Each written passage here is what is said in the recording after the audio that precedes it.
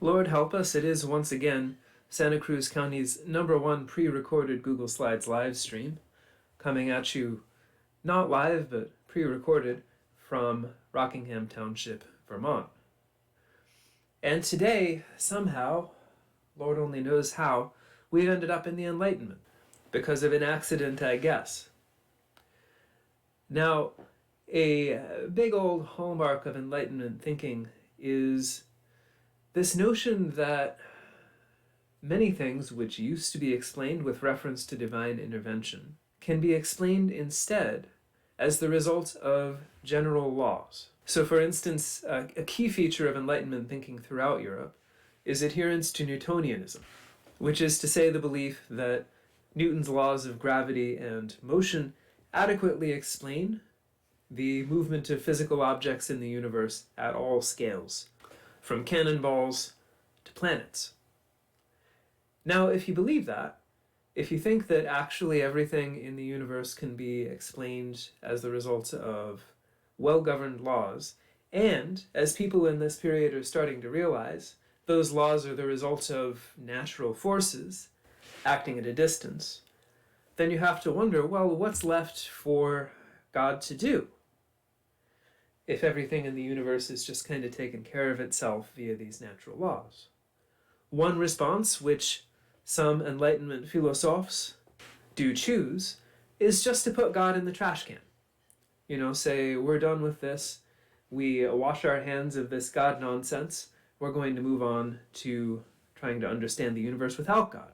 Another response to the same dilemma, and one that was even more popular with moderate Enlightenment types, especially in England, is an idea called deism, which frames God as a kind of divine clockmaker who sets the world in motion at the beginning of time and just lets it run on its own. The argument that is usually offered for this deist conception of God is one that flips this whole law-bound universe that Newton discovered around and says, hey, these laws themselves, the lawful, orderly character of movement in the universe, are themselves proof that there must be a God. Because if you saw a clock that works as well as the solar system did, you would assume not that it had just happened by accident, but that someone had built it, that it was the result of human craft or intentionality. In a similar fashion, deists allege that the universe shows such evidence of having been designed that there must be a designer, a God who built it. And this is called the argument from design. It's one that remains unfortunately pretty popular among intelligent design types even these days. But it raises the question, what are people supposed to think who are looking at this universe before there's such a thing as a clock? They don't know what a well-designed timepiece looks like, or that a timepiece might be a good metaphor for the solar system or anything like that. They may not even know that there is such a thing as a mechanical watch or a timepiece at all, because mechanical clocks are a medieval invention.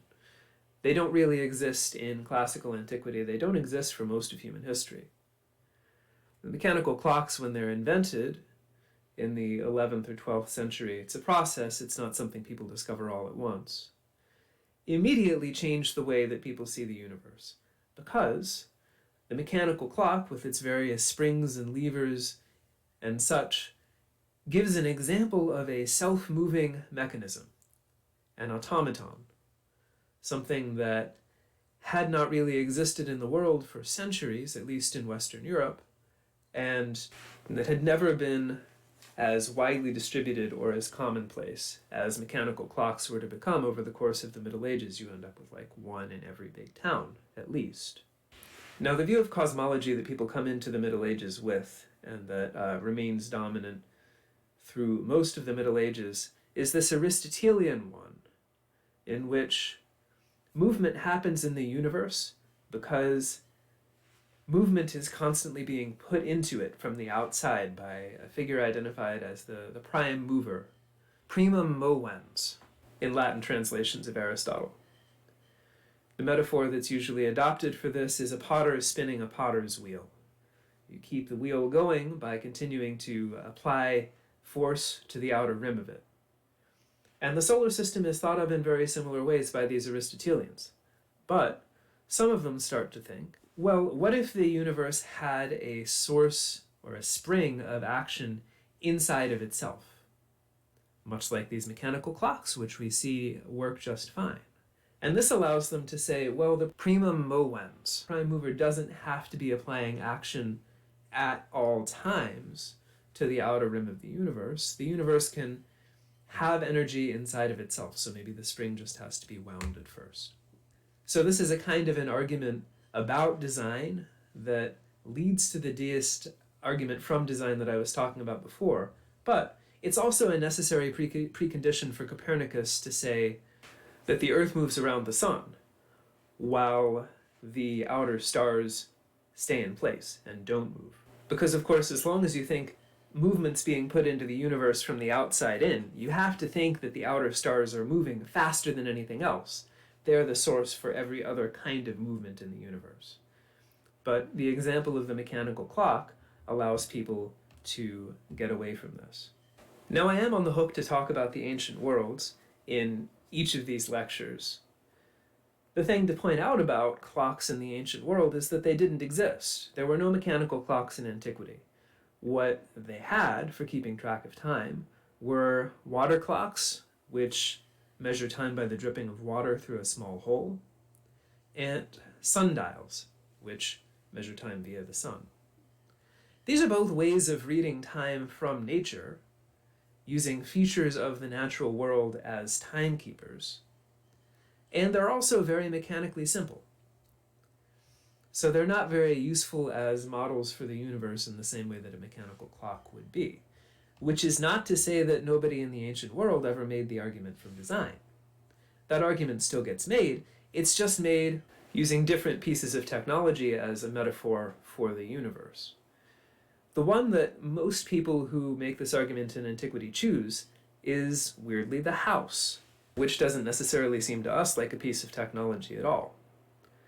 But if you're looking at discussions of techne, of craft in philosophers like Plato and Aristotle, you see that house building, architecture, the architectonic craft, is an often employed kind of paradigm not just for other crafts, but for all kinds of change, both man-made and naturally occurring. So the house is seen by these philosophers as an exemplary human intervention on nature. To see how the house works in an argument from design, I think it's best to look at a concrete example. And what we're going to look at here is one by Cicero from De Natura Deorum, on the nature of the gods. Balbus, who's a Stoic, who believes in a kind of a deist, God built it and then left it alone, sort of a theology, says, hey, if you wandered into a house and the master was not home, or the house was abandoned, surely you would infer from that, not that the mice and the weasels who live there now had built the house, or that it was built for the mice and the weasels, but that there was a human being who had built the house. That this house is the result of human craft. A human built it. So there's an argument about who made the house and an argument about who it's for.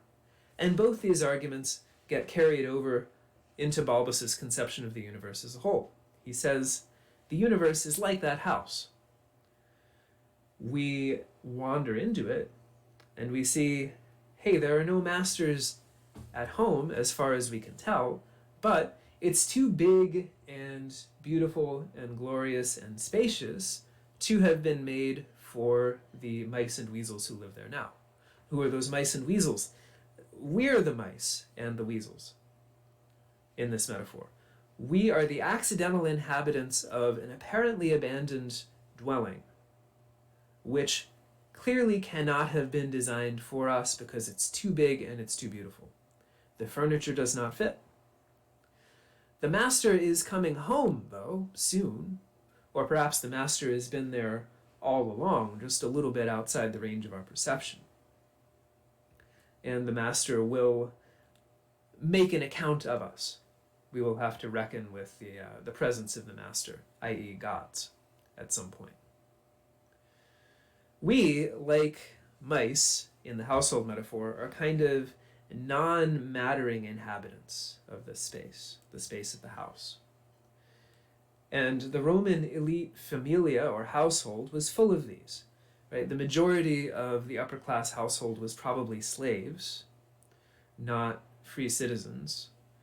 Among the free citizens, a lot of those are going to be minors who are under the patria potestas, who don't have their kind of own free citizen identity. Now, Romans use mice as very frequently a sort of a metaphor for these non-mattering members of the households. Artemidorus of Daldis, the dream weaver, says that if you dream of a mouse, it means you're going to acquire a new household servant. So this connection between mice and non-free members of the household, or non-mattering members of the household, is one that apparently works on the level of the subconscious as well. And this social hierarchy is actually what makes Balbus's metaphor, his argument from design, work the way it does. He's saying basically, as a Roman dude is the master of a household, the person for whom the household is built, and also the person around whom, to the scale of whom, the household has been built. So, God is the master of the universe. Again, the person for whom the universe has been erected, and at the scale of whom the universe exists. As the man in the house, so God in the universe. So the technology that Balbus and Cicero through Balbus are referring to here, by way of making this argument from design, is not just a physical piece of technology. It's a system. It's a system that involves physical technology, the physical plant of the household, and social structures that articulate kind of within that physical household. It's a complicated metaphor. It's more complicated than it seems at first blush, and it would be worth going back to explore this metaphor of the divine clockmaker from a similar point of view. Because this is not, I'm not going to do that now because this is a broadcast about the ancient world, not about the Enlightenment, but we can take a kind of a general lesson home from this. We should realize how technology conditions the metaphors that we make. Metaphors that can sometimes appear to have the kind of a value of science, right? One of these is the metaphor of a divine clockmaker, which in the 18th century was taken to be a kind of a scientific proof that God existed. A metaphor closer to our own time is the notion that the brain is a computer, or that the brain can be understood on the model of a computer. There is no good reason to think that that's actually the case, i.e. that the brain processes information in a way at all similar to the way that a computer does. It just happens to be the case that computers are the most brain-like technology which we happen to have at the moment, and so it's one that AI experts, that behavioral psychologists like to analogize to the brain. That's not a scientific argument, it's just something that's convenient for them to say. But if we were to go back to the Enlightenment, we would see that actually the preferred metaphor for the brain is something like a marionette that's all full of puppet strings that manipulate the body. So the brain is like a puppet master that manipulates the body, and when people go crazy, it's because the strings in their brains have gotten tangled up or something like that. And if we go back to the ancient world, we can see that the technology that gets metaphorized to the brain is something as simple as mercury, as quicksilver, which Democritus is supposed to have thought could be poured into the head of an automaton to cause it to come to life, much like a brain. Now, I think it's an open question whether we can kind of get behind the curtain of metaphors like this. I mean, ultimately, we probably can't. We can't do without metaphor and analogy for understanding the world around us. But we should at least be thinking about the metaphors that we use and not mistaking those metaphors for the things themselves. That's all for this week. I'll see everyone back here at roughly the same time and pretty much the same place. Have a great weekend.